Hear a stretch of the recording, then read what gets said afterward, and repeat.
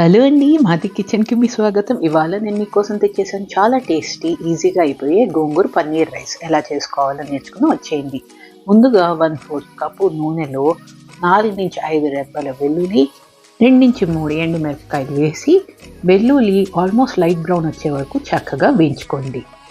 ఇప్పుడు 2.5 కప్పుల గోంగూరని ముందుగానే కడిగి ఎండేసి ఇక్కడ మనం వేసుకుంటాం. గోంగూరకి కాడలున్న పర్వాలే, ఎలా అయినా మిక్సీ పడతాం కాబట్టి ఏం టెన్షన్ పడకండి. మీ గోంగూర కనుక ఎక్కువ పుల్లగా లేకపోతే ఇక్కడ గోళీ సైజ్ అంత చింతపండు వేసుకోండి. ఇక్కడ చూడండి, ఆకు బట్టి నేను ఇక్కడ కొంచెం చింతపండు అన్నది వేసుకున్నాను. మీరు కూడా అలా వేసుకోండి. లో నుంచి మీడియం ఫ్లేమ్ పైన మాత్రమే చక్కగా ఫ్రై చేయండి. తేమ వల్ల రుజ్జు అయినా ఏం ప్రాబ్లం లేదు. ఇక్కడ నేను 1/2 స్పూన్ ఉప్పు, అలానే 1/4 స్పూన్ పసుపు వేసి చక్కగా ఫ్రై చేసేసుకుంటాను.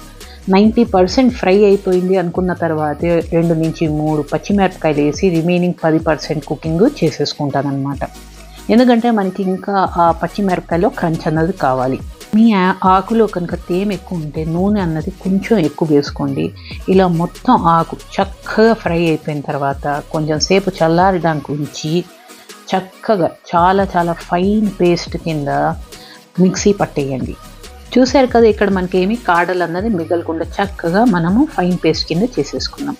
ఇప్పుడు ఇందాక బాణీలోనే 2 స్పూన్ల నూనె వేసి అలానే ఆవాలు, 2-3 పచ్చిమిరపకాయలు, 2 ఎండుమిరపకాయలు వేసి చక్కగా పోపు పెట్టుకుని 10-15 చిన్న పీసెస్ పన్నీర్ ముక్కల్ని ఇలా వేసుకొని కలర్ మారే వరకు చక్కగా ఫ్రై చేసుకోండి. మరీ ఎక్కువ ఫ్రై అవనీయకండి, టేస్ట్ పాడే ఛాన్స్ ఉంది.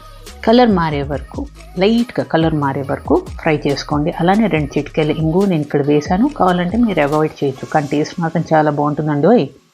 ఇలా కొంచెం కలర్ మారింది అనుకున్న తర్వాత ఇందాక మనం చేసుకున్న గోంగూర పేస్ట్ ఉంది కదా, యాడ్ చేస్తాం అనమాట. గోంగూర పేస్ట్ యాడ్ చేసే ముందర ప్లీజ్ స్టవ్ని లో ఫ్లేమ్లో పెట్టండి, హై ఫ్లేమ్లో పెట్టద్దు, కాకపోతే కింద అతుక్కుపోయే ఛాన్సెస్ ఉన్నాయి.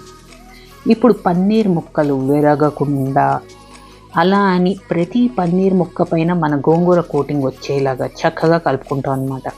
ఇలా 2 నిమిషాలు కలిపిన తర్వాత నూనె అన్నది చక్కగా పైకి తేలుతుంది. అలా తేలగానే మనము స్టవ్ ఆపేసి 1.5 కప్ బియ్యం నుంచి వచ్చిన బాయిల్డ్ రైస్ ఇక్కడ యాడ్ చేసుకోవచ్చు. ఇది 3 మెంబర్స్ ఆరాంగా తినచ్చండి. ఇక్కడ మీరు చూడండి, నేను నెమ్మదిగా కింద నుంచి తీసి కలుపుతున్నా. దానివల్ల ఏంటంటే పన్నీర్ ముక్కలు విరగకుండా మసాలా అన్నది రైస్కి పట్టేలాగా చూడాలన్నమాట. నెమ్మదిగా డెలికేట్గా తిప్పండి, తొందరపడకండి. మన పన్నీర్ ముక్కల్ని విరగకుండా జాగ్రత్తగా కలపండి. ఇలానే గోంగూర రైస్ రైతో తినచ్చు, లేకపోతే ఇలా గోంగూర రైస్ పైన చక్కగా సన్నగా తరిగిన ఉల్లిపాయలు వేసి హ్యాపీగా ఎంజాయ్ చేయొచ్చు. ఇంకేముంది, ఎంజాయ్.